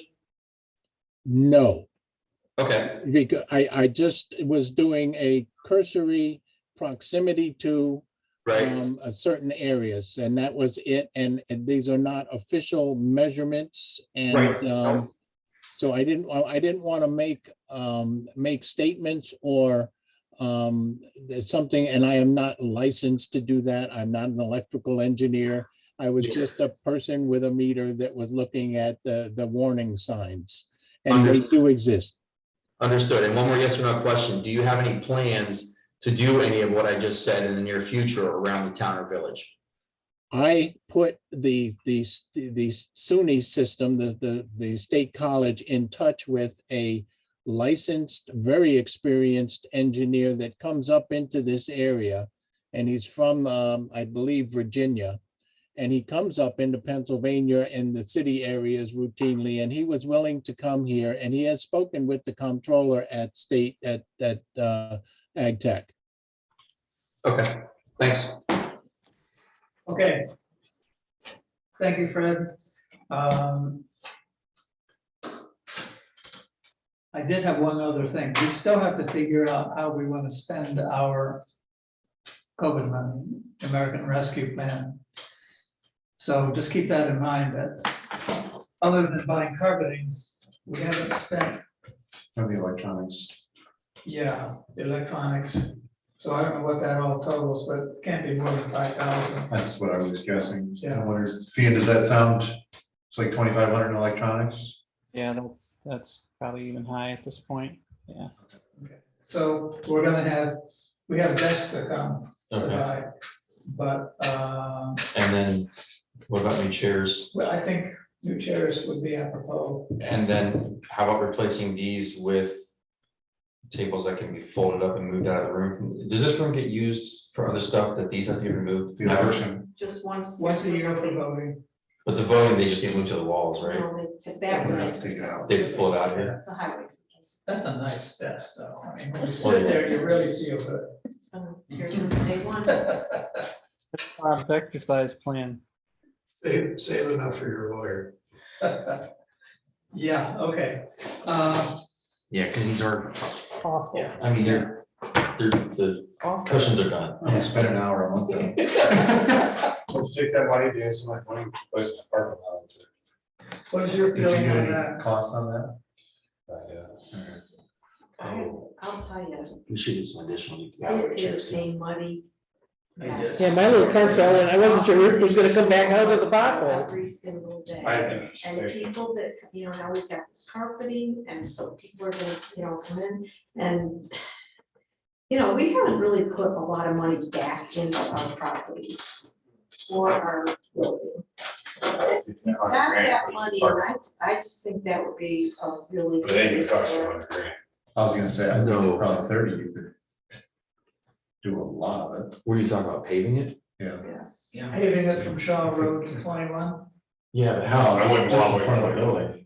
I just go from Shaw Road to the end of End of the down maze. there. Will that help with that pooling of water in front of my window? Yeah, because what we'll do is slope it out towards that little ditch and then bail off that way. But it would be something that benefits not only the town employees, but everybody in the community who comes here. Right. Because everybody who comes into the building, parks in the mud, walks through the mud. And I'm like mud constantly in the shop. Yeah. And it's in here. I think I would put it in that parking lot, Now, you're talking about paving or pouring cement? pave it. Paving it, because so let's talk about durability, because when they put in a road and they pave a road that withstands the weight of It's probably trucks. about 5 inches thick out there. I've already talked to Dolan, she's told me about 5 inches. And that's, Five The inches. material will be cut down 5 inches. What kind of, Blacktop, binder, go binder, then blacktop. So 3 inches of binder, 2 inches of top. And what do you think the life expectancy of that's gonna be with the trucks that we run in and out of here? I don't like a road, I imagine, I don't know. But that's their suggestion to do. Concrete's It's expensive. on a good base, it's not. Yeah, I'm just wondering what kind of, upkeep that we're bringing upon ourselves for future when it's 20 gonna- years and then you. When it's research. So I would probably say 20 years and then just put a Research. thin layer back on, resurface it. Because then I can keep it, I'll sweep it, I'll have a broom, so we can keep it kind of clean. Okay. why don't you get an estimate? I got rough an estimate from going like that 65 grand, but that was, Wow, that was hiring it done. they would do it. So Well, you would then- probably cut that down, County. but I can't get that price until the state releases whatever the bid is. If we got the county involved, what do you Right. think it'll cost? You then you just buy material. It would also cut down on a lot of the dust, if you've ever, my office. But you think, you gotta cut me, I got road work to do, so I can't babysit and, so, me, I would probably have to hire somebody to do it. I'd probably help them prop it. I would probably hire somebody to do it. Because the county, the county won't get their paper until probably July. Because they run out of paper for the summer. Sorry, Fian, what was that? Is it worth getting an estimate on what comparable concrete would cost? Yeah, I can, but it's expensive. It's gonna be 170 a bad, yard or something like that. yeah. Sure, it would be pricey. I wonder too about, running trucks around out there and unloading and loading when it's 95 degrees in the summer on blacktop. Think it'd hold up, Bob? Should. Can we also nail down what we've actually spent, so we really know what's going out, what these estimates are, what we got for a total? Do you want I to? mean, usually I'm not driving out to load it. Right. The only time loaded is salt sand, it's during the winter. Yeah, because you go out that way. I go out that way. Okay, so you'll get us an estimate? I can, how are you gonna, Kevin Johnson is here today, because he asked me about questions, he's gonna write me one estimate. He's And from then- who? Johnson, on Thatcher. Okay. I think it's worth checking with the county if it's even an I option. already did, but I just told you, they won't get the thing until. Right, but are they willing to do it? Depends on what kind of work they got. But yes, he did say he could probably help us out, That's worth checking out. but then we just buy the material. Do we currently have any drainage for the parking lot? Yeah, all of that way it runs in that shop out there. Just let me Just just slow. remind you that Just we're slow. replacing that water line and it's gonna Well- run right through. Here. It runs out there, and it's gonna cut across there. Right. There. It's not gonna bother, it's not, Should it's not. not anywhere, okay. No, so If the we- water line is out there on the other side of that salt shed, so Okay. my recommendation, that's where the new one stay. So if we don't have some type of catch basin for water and we don't have a way to get rid of it, we slope it towards where? The driveway right now slopes the back way. Towards the neighbor's property next door? No, there's a dip between the salt shed in here, and then it runs out towards the. And this is all gravel, right? Okay. So it- Yes, all we gotta do is just cut it down and it'll. It's not clay. So if we like maintain that, we everything won't else. change that. Correct. We're good. Okay. Could I please ask if the town is willing to spend some of those funds on legal expenses to do the town law? Want to? That's what we're just talking about. I don't know what the options are. I think, right now, we're gonna look at a moratorium and then see where that takes us. I believe that's the consensus. I don't think we've, made a decision on a town law. But we've got some time for that. Correct. Did you say before on the options of what we could spend that money on, didn't have to be like actual product? I don't think you can spend it on personal services. Right, that's what I thought you had said before. I'm pretty sure everything I've read. Yeah, I know we couldn't use it for salaries, we couldn't use it to stuff like that. No, So, yeah, I think it has to be actual physical yes. stuff. There's a list of criteria which you can, Yeah, infrastructure. Okay. yes. Are we good? So do you want me to get Delma here again, or go to April? Do you think it changed? It might change a little, maybe change a lot. You know, roughly. If it changed, it went up. Now, the price of oil was through the roof, so. Now just you got one from Johnson and you know what it would cost if we use the county, then we'll go from The there. county, you're just gonna buy material. Okay, Would it cost Half enough? of that, Huh? about half of About that. probably half. Would it cost? so is the price of oil gonna drive paving up more than the cost of concrete? Yeah. Yeah, concrete shoot, I can't tell you, concrete shoot the roof now. Right. Concrete's more expensive than everybody else's. Okay, I think concrete's like $170 a yard. yeah. Okay, What's that? What's that mean? A yard, you know, a yard. don't- I do, He's asking what I you're do, I'm just comparing wondering what what that that is. means. That. That's, I don't know, that's how I work with concrete. Right. That's a lot of yards. Okay. That's gonna be a lot of. Yeah. That's not, I don't wanna do it, because I won't have time to do it. You probably, if you go concrete, you're gonna have to bid that out. okay, It's not even worth getting that quote on. Okay. you good? Answers that question. Anything else? I'd like to go to executive session to talk about personnel issues, unless there's anything else to come up. Is there a second by motion to go to executive session? All in favor, aye? We're in executive session. Let me pause the recording here. Okay, I move that we hire Bill Ells as a temporary code enforcement officer as needed at $20 an hour. Second. Discussion. Per diem. So. Said as $20 needed. an hour. As needed. All in favor, aye? Aye. Opposed? Okay, it's done. Do we need to do anything else? We have to make a motion to adjourn. Are you making a motion? I made a motion to adjourn. Before you do that, as far as the sidewalk goes, I Yeah. have spoken with the Fairview Credit Union, they're in favor of it. Crosby's called here the other day, right, Jan? And they're in favor of it. They wanted to coordinate it with, they're doing a big expansion or remodel up there. Sam Cali, who owns the, what was the Seventh-day Baptist Reading Room, he's in favor of it. The motel's in favor of it. The Martial Arts Studio's in favor of it. Curtis Corky, Tinkertown, he's in favor of it. He thought it was tremendous quote. I haven't heard anything from corporate Dollar General.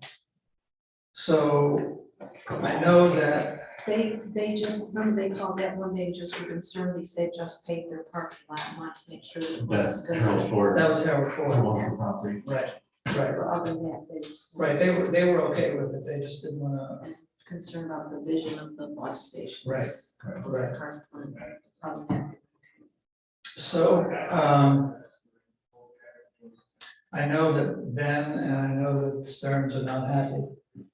But, the businesses along there are supportive of it, so I'm just throwing that out there, so you have a So- sense of what my sense is. Yeah, except for theirs.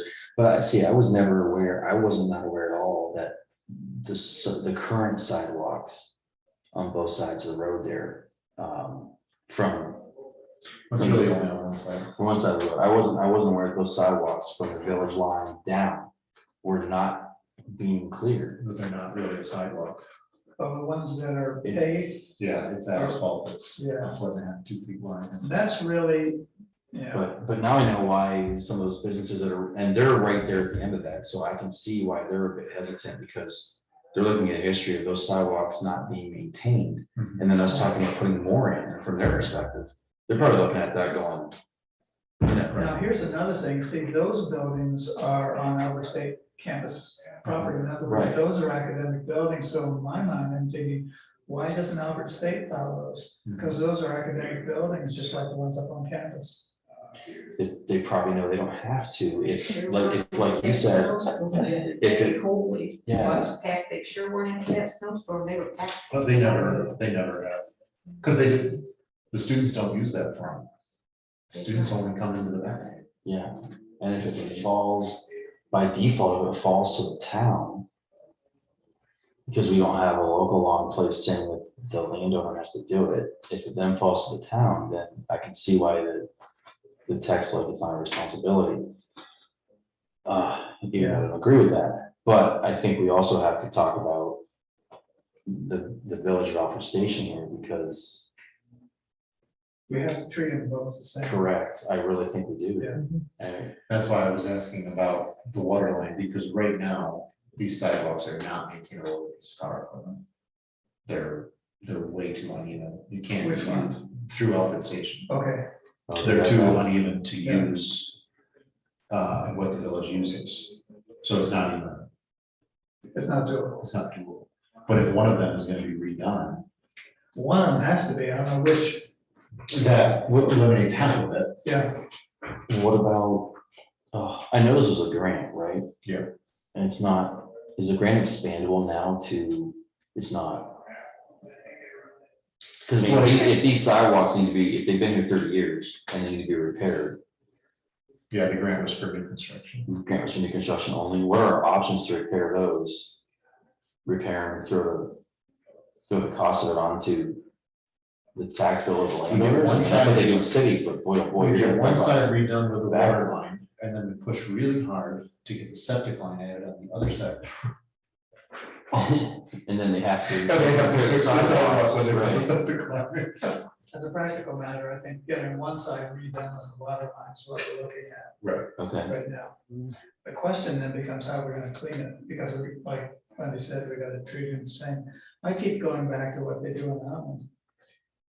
what are they doing on? They contract it out, They own a piece of equipment and they contract out for somebody to run it. Okay, and we're gonna have money that we could buy a piece of equipment, we think. maybe, What do you think? The biggest problem with that is it takes manpower. And our crews are quite busy with the roads we have now. No, I mean, if we contracted it out. You'd have to organize, keep doing it. Well, yeah, There's no way. yeah. here's the other thing. The challenge is finding somebody that's consistent, reliable, and you're risking the maintenance of your equipment or the abuse of your equipment on whoever you hire. Almost done well with it. I don't know how, I don't know how long it's done that way. Yeah, I don't know the history other than what They've got somebody, and I don't think they're paying them a lot of money. That's a good job, but I don't know how long that will last. and what that Jamie is. said they pay 1,500 a year. Yeah, Oh my God, that's nothing. it's so That's cheap. nothing. Yeah. Wow. Maybe you don't come to ours. Maybe we could offer him 2,000 and he come to ours, I don't know. And he does a good job, he's up first thing in the morning, and he's out there working, and he. Has he got a blade or a? He's got either one, Okay. whatever the snow requires. Because he said they got a new John Deere. Yeah. So I'm gonna go tractor for him. Does anybody know off the top of their head on the side? The water's gonna go on what, the creek side? Don't know that. So Okay. what they were saying is that the water line is gonna go on the opposite side of where it is now. They could keep the old water line working while they put the new one on the other side, because if they try to put it on the same side, Oh, they right. might hit it. Right, So right now, it's on that side. The water line is on that side in Alfred Station. the 21 side, No, the opposite No. side, In the Tom towards the Mansfield belt. side. Yeah. okay, So that means they put it on the Canacadea Country Store side. That's where the new one, if that logic holds up. and they would put it right down under the sidewalk, basically. That's my understanding. So does anyone have a clue what it would cost to repair the sidewalk on the other side of the road that probably won't get dug up? I have no idea. And it varies. I mean, A lot. there's certain Define parts a of it. lot. Certain parts of it are okay, like I've done that snow blowing all the way along there, like in front of Susan Green's, it's really good. You get down by Excuse me. Pam Jones, it's all over the place. My daughter's house is good. Wisniewski's, not so good. And then it stops at Tom's. So some of it needs to be replaced, some of it doesn't. Do we, and we don't have a infrastructure account that we put any money into for things like this to replace And sidewalks. I think that was probably done by DOT when they redid so we have no investment in those sidewalks. But it's How our long until responsibility we to do that replace road it. again? Not soon enough. I mean, it's not in marble shape, but they do roads every so often. Oh, yeah, that's how it got done last time, but It's been, I don't remember the last time it was done.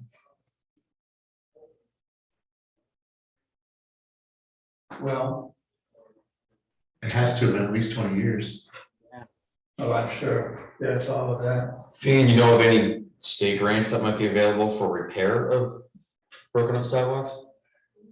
No, I don't know. What was the email you sent along this afternoon, Jan?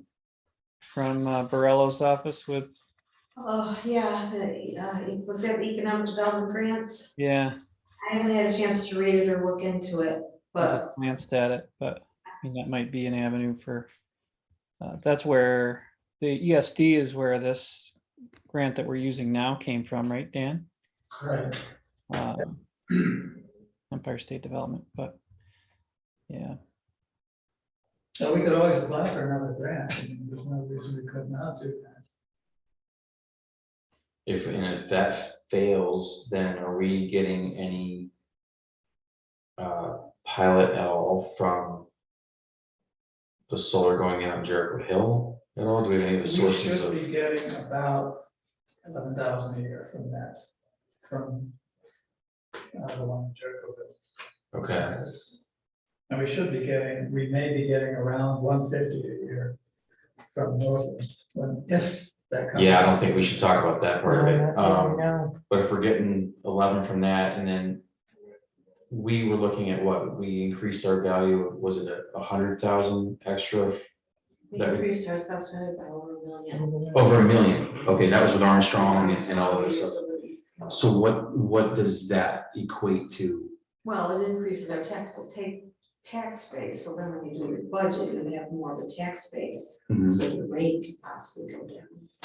Basically, it means we take less from fund balance to make the budget. And what does it take for us to put an infrastructure account into, I don't know that you can. You can't do in the town that. budget. okay, not allowed? That's a state road too, so you really gonna have to look at it and see.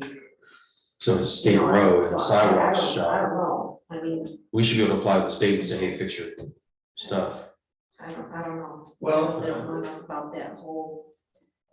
town municipal law says that when these roads are put in, or when the sidewalks are put in along a state highway, that the town is responsible to maintain it. So even though the state pays to put them in, we're responsible to maintain. Okay, As far as clearing, we can impose that on the property owners or keep it ourselves. And we've never imposed, well, we've sort of by default imposed it in Alfred Station because we've never cleared the sidewalks. And so it's fallen to the property owners, but we've never passed an ordinance to say that, to my knowledge. No. But I mean, when they redid Baker's Bridge and put the sidewalk in there, it was made very clear that it was the town's responsibility. Right, No one lives there either. Right. So, So we clear the truck when we can. Yeah, as you say, if we do something maintenance wise, we need to do the bridge too.